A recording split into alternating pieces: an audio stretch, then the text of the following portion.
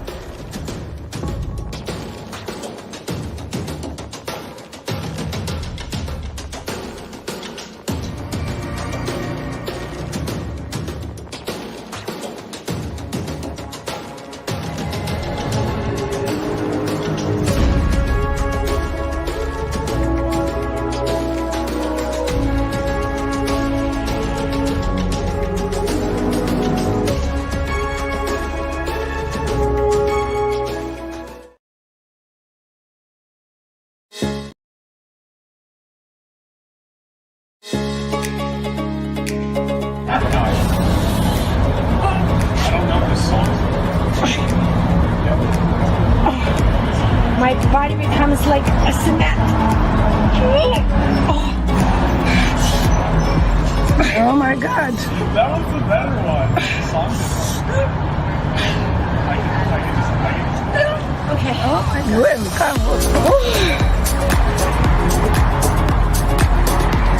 It's like magic. Literally like magic.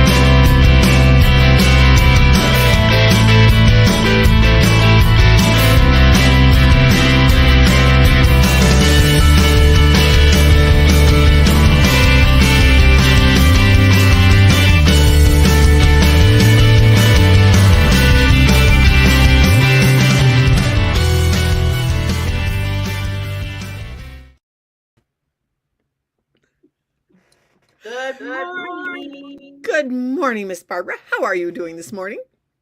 I am doing wonderful. Wonderful. I mean, we have again last week. Yeah, we had to kind of. So yeah, we missed you. Yeah, I've missed you. I have missed you. But anyway, so yeah, everybody, welcome to the Time to Shine Happiness Show. But I have to tell you, Miss Barbara, it was so fun to be on the panel talking about self-love and self-care, because it is such a timely subject going into, we're going to be going into the holidays.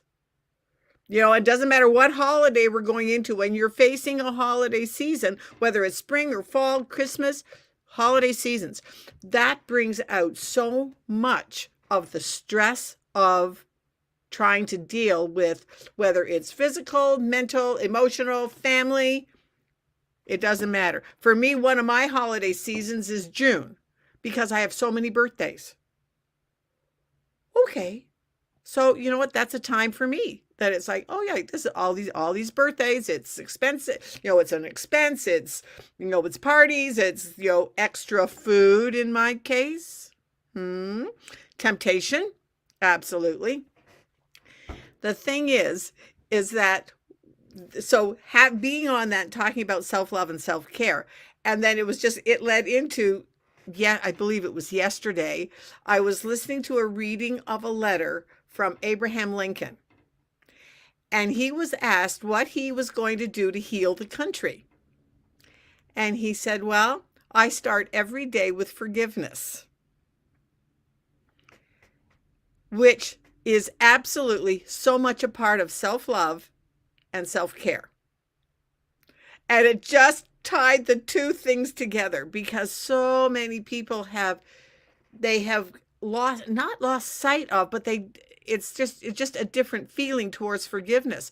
Well, but they did that. Okay, yeah. But whatever happened. We can't change that. All we can change is how we respond to it. And that self-care is not about condoning hurtful actions of other people. It's sharing with us.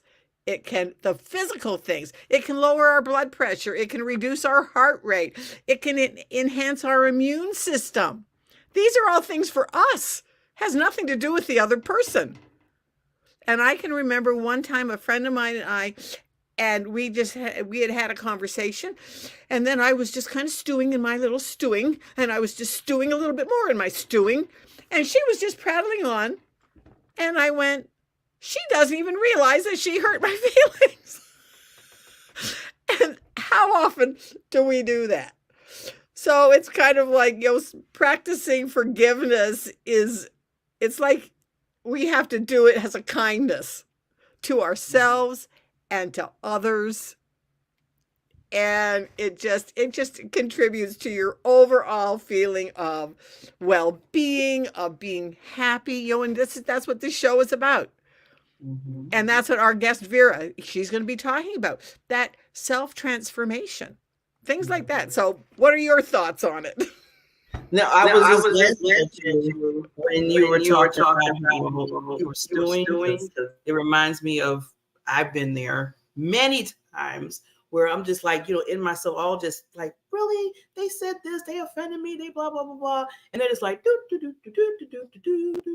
just walking through the tulips of life and, didn't even realize or whatever. And I'm sitting there like, what, I'm like, what about me? I mean, I'm kind of upset here. But like you said, Barbara, you have to, it's all, when it's forgiveness and stuff, it's a lot about you more so than the other person, like you said, because you don't know how they're going to react. You can't control how they're going to feel. You can't control if they're going to reciprocate, back what you feel like they should reciprocate, what you feel like they should reciprocate. So that's why it's kind of like you said, your own kind of just, making yourself heal and whole, because, that you can't control them. And a lot of times, now it's easier for me than it used to be. I used to sit in that for like weeks.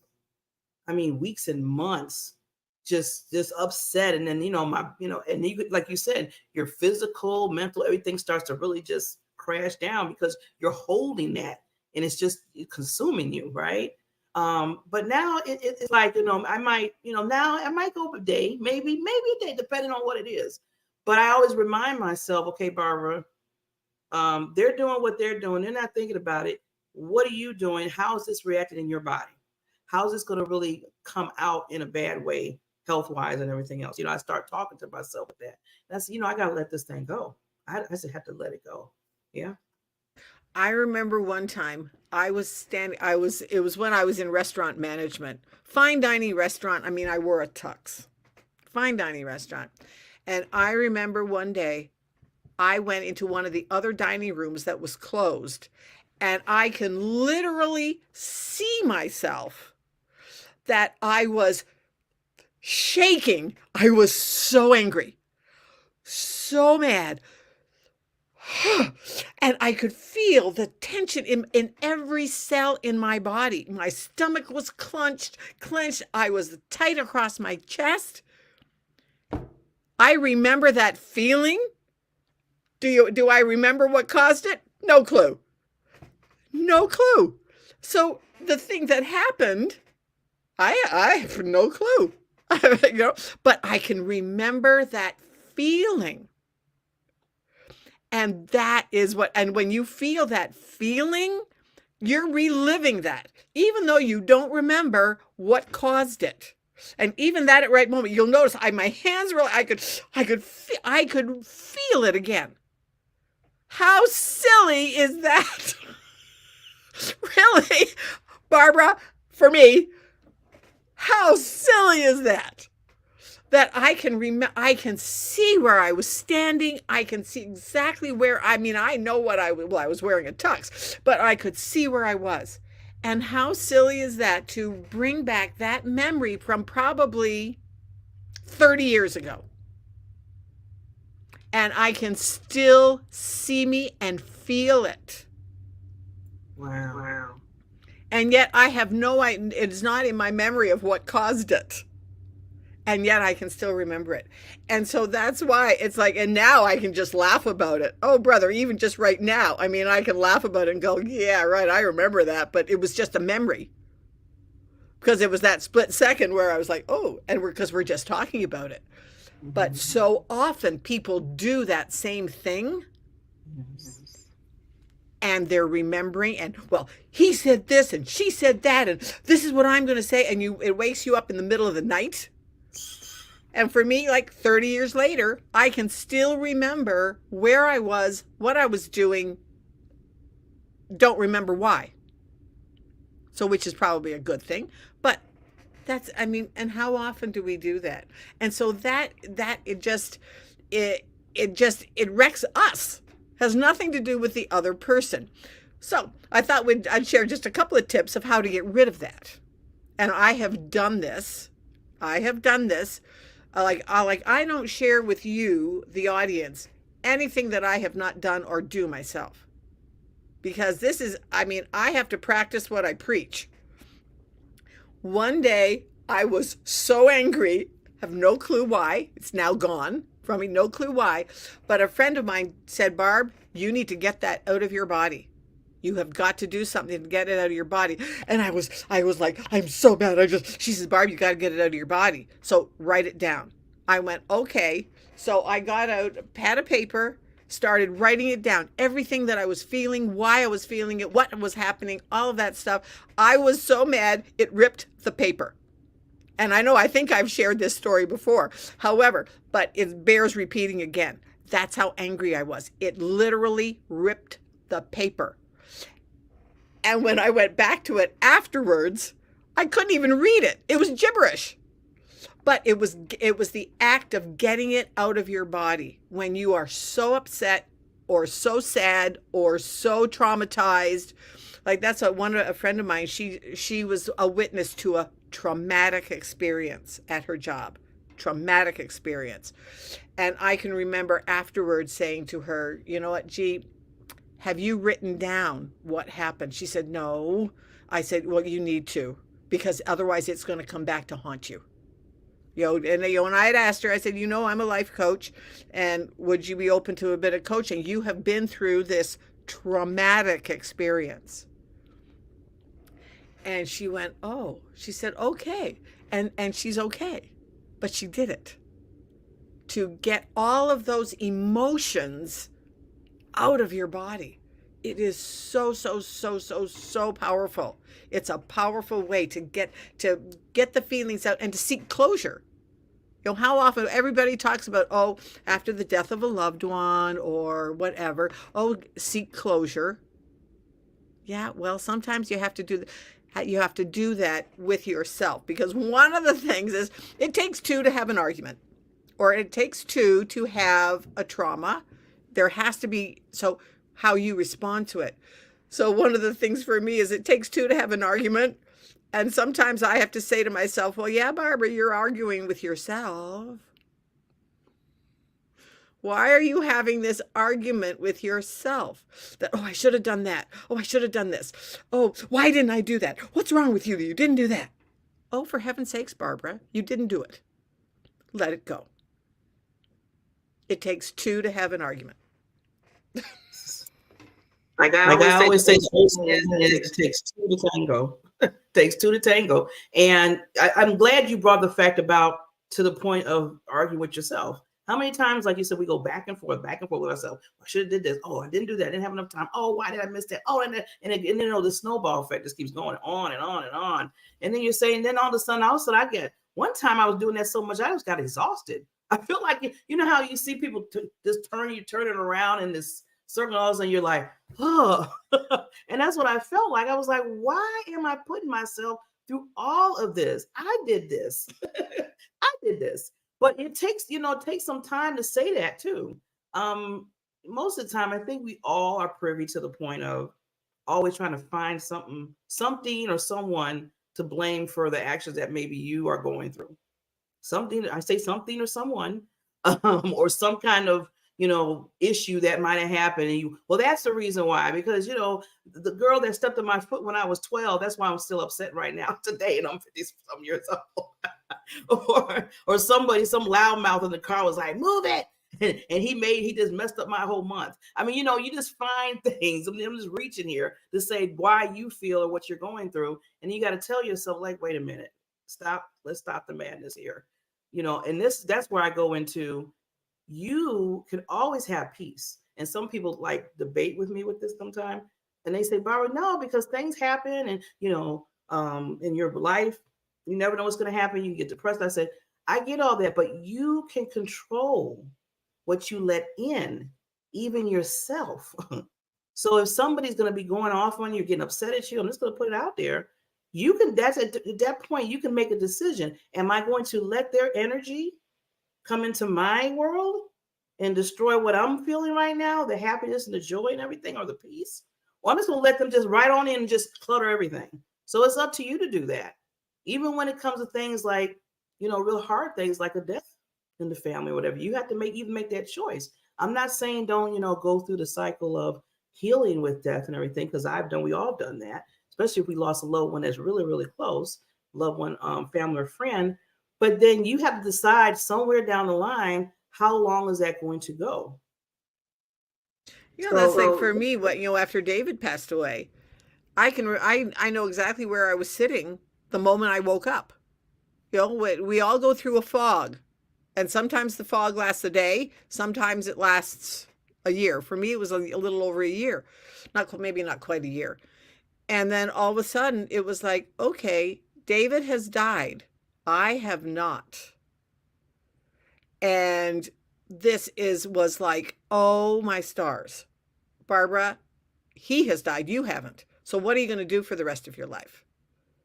And this has just been absolutely a journey of getting me from the, that fog of, ooh, what about me kind of thing. And that, oh, poor me. And yes, I had lost my husband, and that was so traumatic. And I just one of the worst times of my life. And yet it has led me to be here to help people do the same thing, to practice self-love and to practice self-care, and to just be aware that we are able to make that choice, to make that decision, that it doesn't have to be the end of your life, the end of everything. And every day we get to start over. And one of my favorite verses is that every day has new mercies. And thank you, Lord, for the new mercies of every day. Mercy and grace. And we see grace. Yes. We got to give ourselves grace. A lot of times we do that. We give everybody else. And we kind of forget giving our own grace of ourselves, and that's where I tell people, I said, it's okay. It is okay. I always, because I was thinking, and after that, we're going to bring our lovely Queen Vera Knight up. But I always tell people, this you only have this life. You know how a lot of people say this when they're speaking. You got, you're born, you die, and then you got the middle, And I'm like, what are you going to, I ask myself every day, Barbara, what are you going to do today to bring an impact to that middle in your life? What are you going to bring out today to impact that middle in your life? Because time is of the essence. And, it's going like this. It really is. Because a part of life is getting your wings. I say getting your wings and going to the next life. But that's you have to make sure that within that middle, what kind of impact are you bringing? And the time is not there to waste, because there's so many people that either need you, what you do, you need them. We need to get together. We need to make this, I feel like singing a song almost, make this world a better place. One of my favorite poems is called The Dash. And that's one of the things that in that poem, it's like we have the two numbers on our tombstone. Those two, age is like one of my favorite sayings. In fact, I just did a post about it. One of my favorite sayings is age is a number on a calendar. It's what we do with the dash between those two numbers. The day our life starts and the day we leave this life. But what did we do with the dash?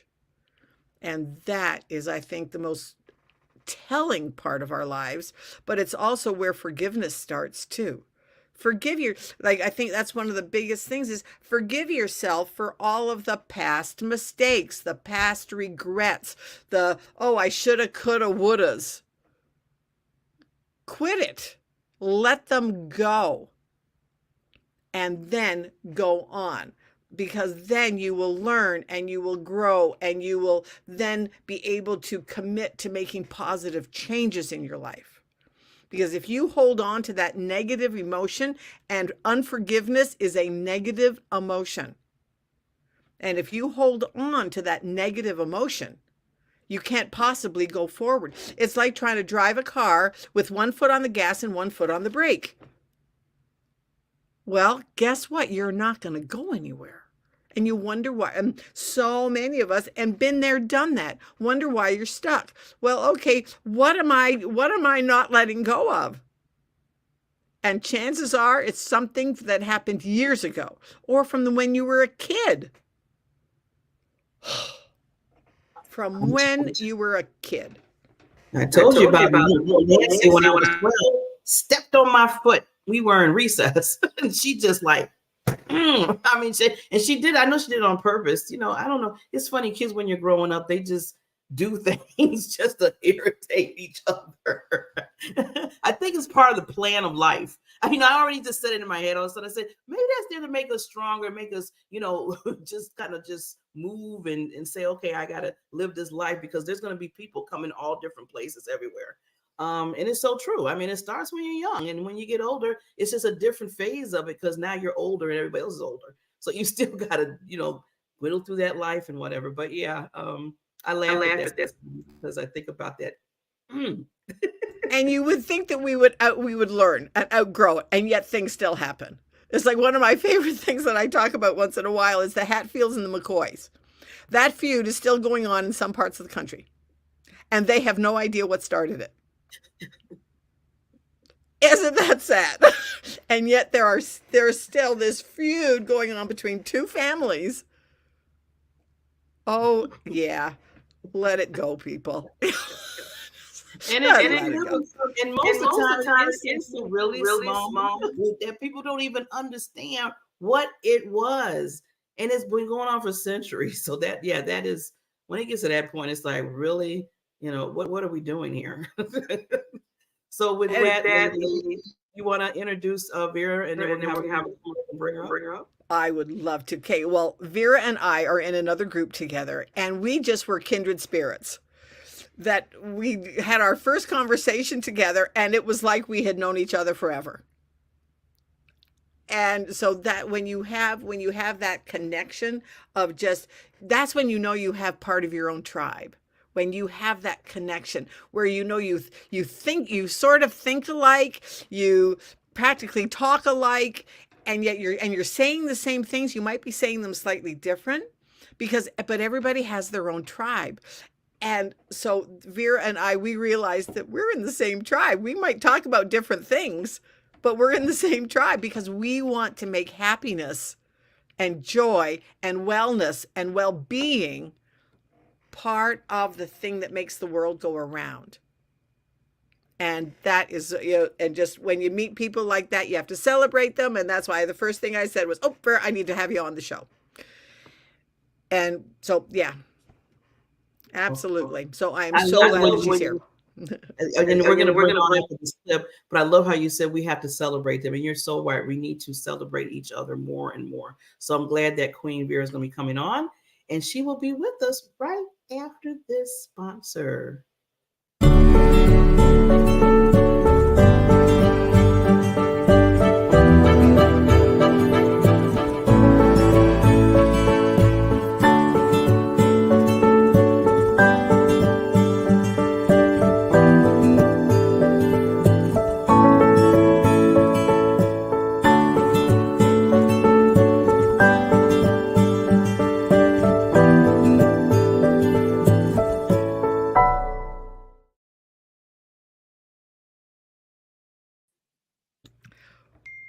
Welcome, welcome, welcome, Vera. How are you doing today? Welcome to the show. Thank you, Barbara, for having me. We're excited to be here and to meet Barbara Beckley. Hello. Hi, Miss Queen. Hi. So nice to meet you. Can you hear me? I can hear you. Can you hear me? Yes. Okay. Yes. Yes, we are so delighted to have you. And like Barbara said, we're here to always here when we have our guests to celebrate them too. And because of what you do in your lane of genius, I always tell people we need to respect each other's uniqueness in life and what we do for others because you're helping people to the point. And I always say this, and I don't care what you're doing in your zone, you're saving lives because if it wasn't for you being partaking in what they do, as far as you're being a personal coach and helping them through. And I'm going to put people out there, please respect these coaches because we go through with the person and we're trying to, pull and make sure that they're encouraged and all of that. So I have to give you so much kudos for that, Vera, for doing that in a person's life. Well, thank you, Barbara. I mean, it's such a joy to bring, this conversation into the world at this time in the world. And like Barbara was saying, it's about that connection, this tribe, and this tribe is growing because women, especially women, I think, my age, a little bit younger. I'm 65 this year, so 20 years younger and 20 years older. We are definitely, I think, transforming from that old way of being, right? That old paradigm that we were raised in, that universe that kept us out there looking for the solutions, to what you always talk about on this show, that internal peace. At least I think that's what you talk about on the show, that internal peace, right? Where you're connecting to yourself and finding your authentic voice. But what I really wanted to say before I get sidetracked and go off on some kind of a tangent, I loved your opening. I saw about book writing, author, being an author, women's author group. I'd love to know more about that. I have a book coming out by the end of the year. I don't have that exact date. It's not my own book. It's a collaboration book, but it is incredible. The process that we went through, the depth and the freedom, the release of all the stories and junk that came through for these women as we met weekly to really become vulnerable and write our stories. So it's called Empowering Women with Words, Life-Changing Stories. And yeah, I'm just super excited to share that with the world too. And I wanted to be sure I got that in. So to just say, if anybody wants information, for the release, just go ahead and message me and I'm happy to put you on the list. Give that a little plug in there for my book. I'm like, because it's like so exciting in my heart because women want to share their stories. Right? That's how we change, by telling our stories. So love it, love it. And I'm loving that you gave these women an opportunity to put their voice out there. And like you said, it's so important because you don't know who you're touching from the stories that you have in your own life. That's why I always tell people, if you can really work on being a little bit more vulnerable, because I know sometimes that can be kind of for some people. It was for me. I mean, but now because I say, okay, if this is going to help somebody and it's going to say, okay, I'm not alone, you know, because I know I felt alone when I was going through it. I said, I never want nobody else to feel alone with the stuff I went through. Because like you said, Vera, the ladies in your book and yourself, you might have been through something. You got somebody out there like struggling. And if they hear people in that book say, well, I struggled too, I went through this, they're like, oh, you did too, Vera? Oh my God, I feel so much better now. Well, absolutely. And that's why it's so important, right? To have these conversations, whether it's in a book form or like this, or just individually, right? And keep that conversation going. Because I know I've been a coach for over 20 years, but until I actually had my own transformation, right? And went to this level, could I have this better conversation?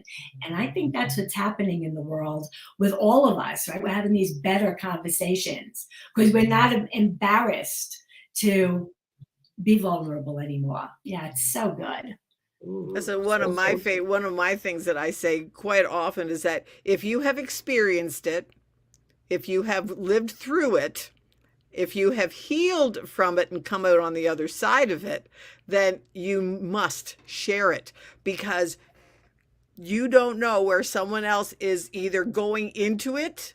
I mean, we are all going into or coming out of something. Absolutely. Doesn't matter what it is. So you might be just that. I can remember the stories that I listened to of women that were going through what I was going through. And it's like, oh yeah, that's exactly what we talk about. Oh, you're not alone. You're not the only one that's feeling this way. All of those things. And then to come out the other side, it's like, oh, I'll make it. Things will get better. And then you have an avenue of where to go. And we reach out stories. It gives us possibilities. It expands our own thinking, right? Because we all know how we've been thinking this for a long time, most of us. We've been thinking how to get better, how to get out, whether it's something that's been going on since like from when we were children, trying to get away from it. How do I get away from that? Because it's affecting my life today. It was something, recent, like the loss of a loved one. How do I get through that? Whatever it is, we've been thinking so much, and this is really a feeling game. So, it's like we have to feel through our stuff to the other side. And that's how do we help people to feel through to the other side, to quiet their mind and be able to just ground in on a continual basis. How can that become the thing that replaces the automatic chatter in our brain? That's what I love to, help with, because once we could quiet our brains, take that breath, we have the tool right under our nose, right? And we don't know how to use it. So just to stay in that conversation and remember, it's always a remembering. It's all about me. I can do that. And come right back and then change just the energy that I'm putting out. So I change the energy I'm receiving. Right? It's all and it's so incredible how you changed since I changed. Once I changed my own energy, everybody else's energy seems to get better. Right? It's such an energy game. You become the energy magnet. It's like, and we all have that. God put that in each one of us. We just don't know how to access it anymore, right? We forgot under all that conditioning. We can peel that back and expose that. It changes lives. And what really blows my mind too is that you can go into a room, even into we've been doing Zooms forever with the COVID and everything. Even when you come into a room, in a Zoom room or whatever, you can feel the energy if it's high and exciting and wonderful. And then you can feel the energy when it's like that heaviness. Oh, you're telling someone sometimes you ask yourself, have you ever said, well, why do I feel, or something is not right? It's like in your mind, it's like, why everything seems like so heavy right now? So yeah, you can feel that vibe. Exactly. And people don't trust that anymore. They fight against it. I should feel happy going in here. I should be okay. And they try and convince themselves, and they don't want to allow that feeling to come through or trust it. That's that intuition, right? I want to anchor to that intuition and stay there and trust myself. Feel safe. Because we need to, that's what we want to do. When we have these conversations, we want to transmute safety. You are safe to be here. You are safe to breathe. You are safe to share your heart exactly as you feel it. Yes, it's a safety issue. Oh, I love this conversation. I wanted to go back real quick, and I want Barbara to say with her piece on some things. I wanted to go where we were talking about, when death happens in our lives, when somebody passes in our lives. And I wish, which might be out there, but how we learn different things in school, as far as, subjects and, through life cycles and stuff, and we get taught certain things. One thing that I've noticed that we don't get taught is how to handle death. Because I think a lot of people, I know it's kind of morbid. They're like, okay, do we have to talk about that? Just like you have to sit back and say, do I have to talk about my life insurance policy? Do I have to figure out, what's going to happen and stuff? So, and I get it, because you said, like you said, the energy automatically comes heavy, automatically, because you're talking about passing. I always say gaining your wings. I feel like that feels a little bit more lightful than death. You hear death and you say, oh, they just gain their wings.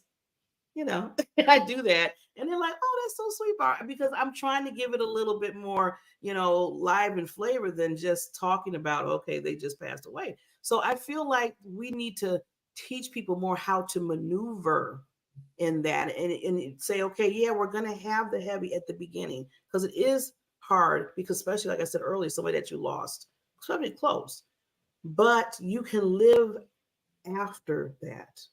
There's life after that. The person that passed away, I always tell people, would want you to live the best life. They wouldn't want you to sit for months and months and months and months and years and years and years and years. Because we know a lot of people that have taken that on, and now that's been their life.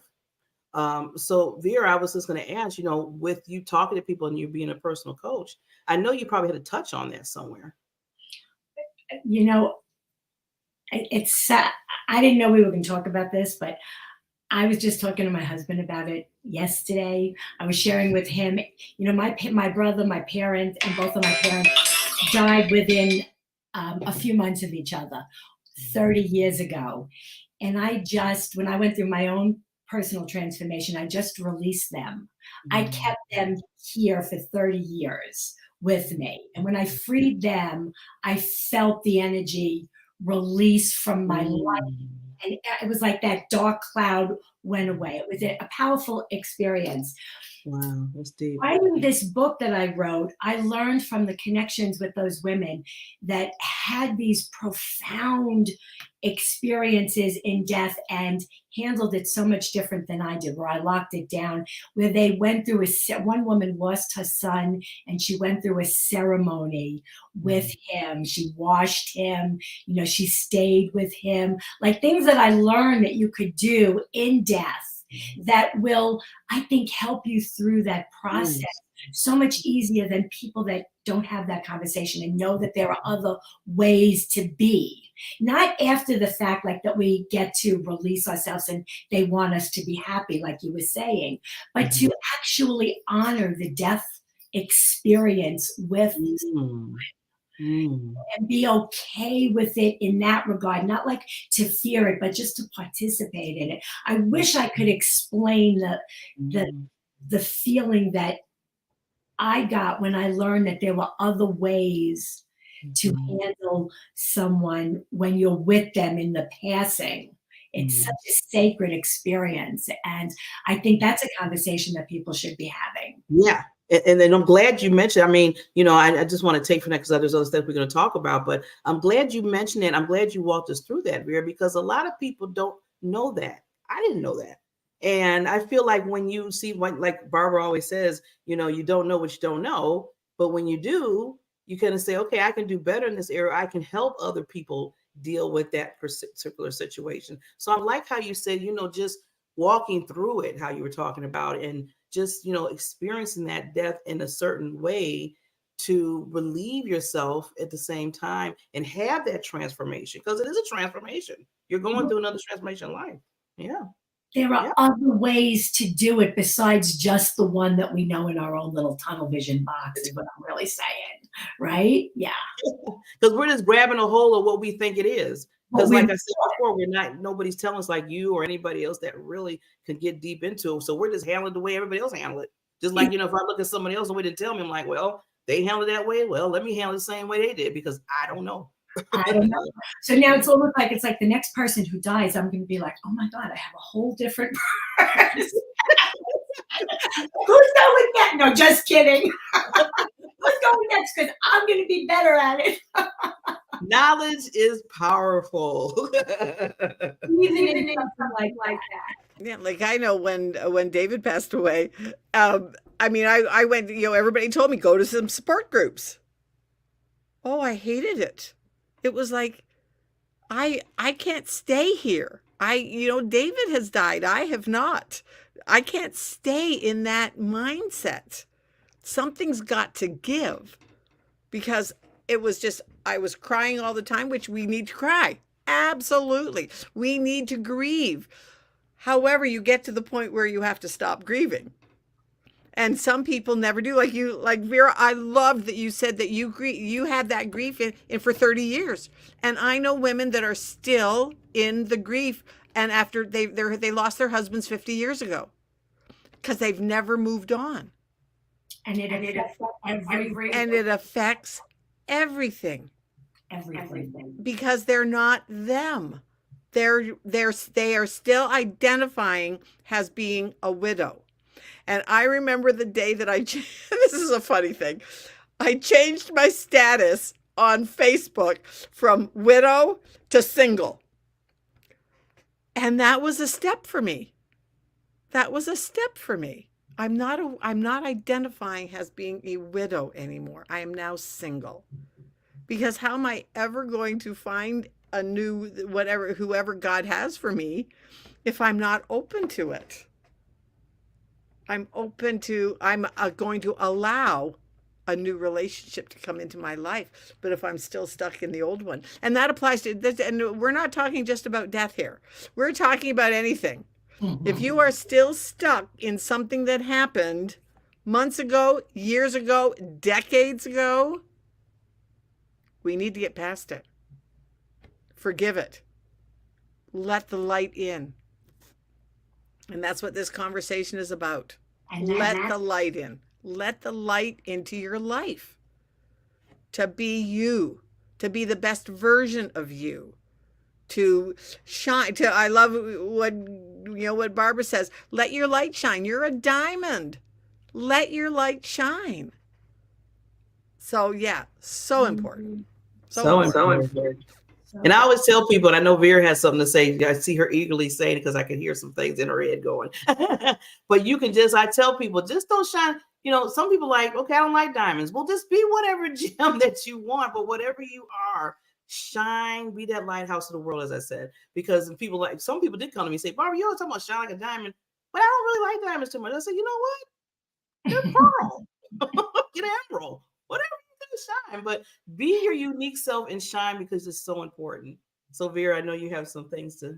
Yeah, you sparked in me. That's life, right? Everything you said, that's the work of life. And the work of life is learning all the skills that we teach to help people to shine their light. Telling them shine your light, and they're going, how do I do that? So, that's the work of life that we have to have that conversation and keep on the playground, just being there, buffing that diamond, shining brighter and brighter every time. But that's what life is all about. And it's never too late to learn how to play this game of life this way, right?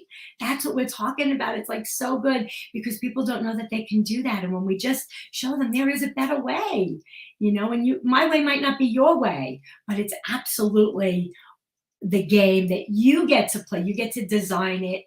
And yeah, it's so good. That was all I wanted to say. Oh, yeah. So I was just going to say, too, that with shining your light, it's nice to shine lights with others, too.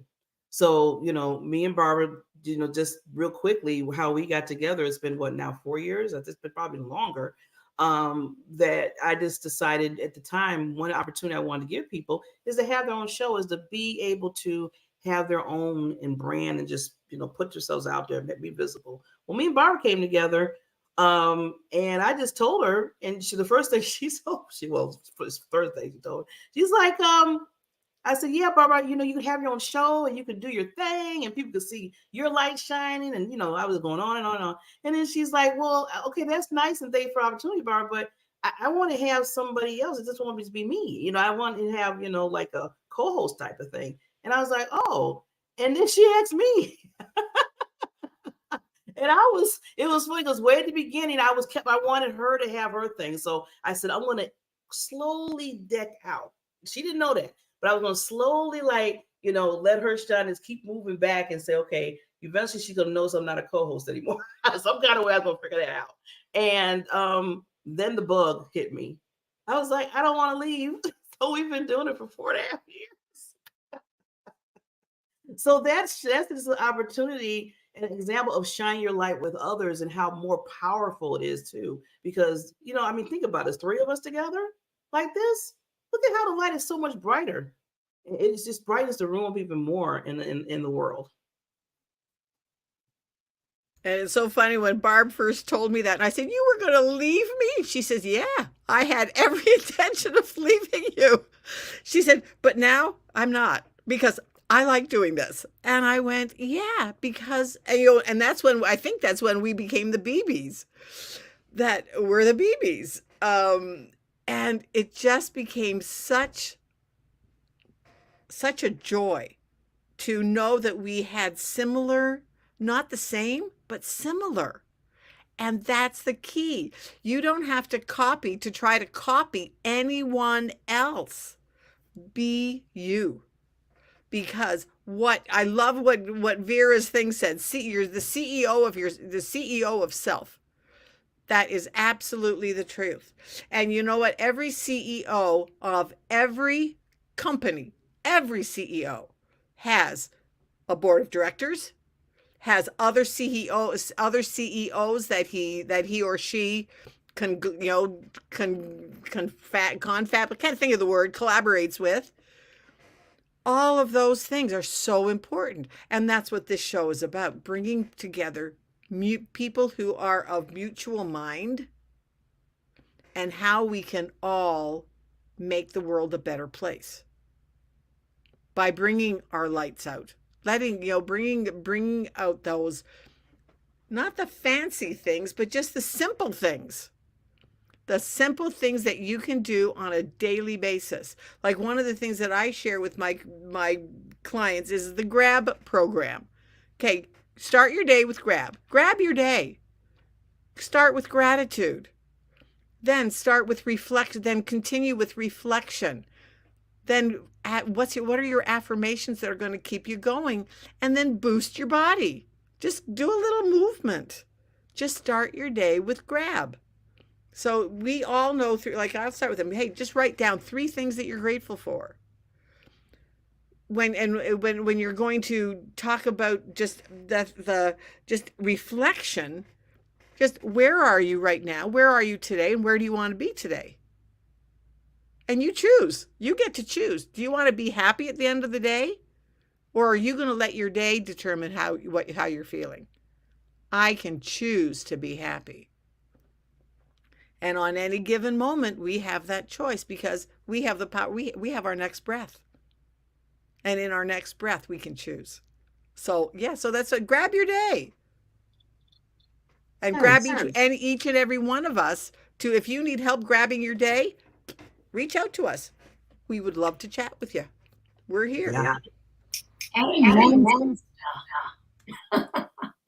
Yes. Well, Vera, I know with time of the essence here, I want to just say, first of all, before we sign off, we appreciate you coming on, lady. I call Lady Queen. So thank you, Queen, for bringing your kingdom to us today and your special uniqueness and what you do for others. But I want to give you just a little, just like 30 seconds to just say any lasting thoughts that you have for the audience and then how they can contact you. Well, I love you. I love you, ladies. This was amazing. Thank you for inviting me. It was my honor and my pleasure. what I have for the ladies is to just keep playing, right? Just stay in the game. If you're breathing, you're playing. You might not be playing as well as you want to be playing. You can always play better, right? Just stay in the game. And you can find me on Facebook. My group, I have a beautiful group, Food Freedom, Taste the Change, for women who are in the change of life, not only about food, but in life in general, finding their light and letting it shine. So thank you for that. Oh, thank you too. So very like your family to us. So anytime you want to come back, come on back. I do, and I will be better prepared the next time now that I've had the experience. Oh, you were great. See, that's one thing about what we love. You just come as you are, and you just come out. It comes out. Absolutely. So you did wonderful. Yeah. And Vera, we'll have to plan on you coming back when your book launches. So let's you and I chat about that. And when you get a date for the launch, let us know. Because we are all about just anything that anybody has out there. We need to hear it. Mm-hmm. And we need to hear about it. Barbara Beckley, I mean, she's a visibility coach. Mm-hmm. Visibility. And that's one of the things, I think that's why we got together. I'm about the mindset part and she's about the visibility part. Love it. And yet we're on the same mission. We want to let everybody get your light to shine. Yes. So absolutely. So yeah. So do that. Well, that said, everybody next Tuesday with the Time to Shine show. But there's one tagline that Barbara always have to say. Go ahead, Barbara. Let's make happiness the norm rather than the exception. Because we all deserve, I'm going to add to it today, because we all deserve to lead happy, healthy, debt-free, abundant lives. So let's all help each other get that. I'm in. Okay, everybody. See you next Tuesday. Love everybody and let your light shine, as we always say. Take care.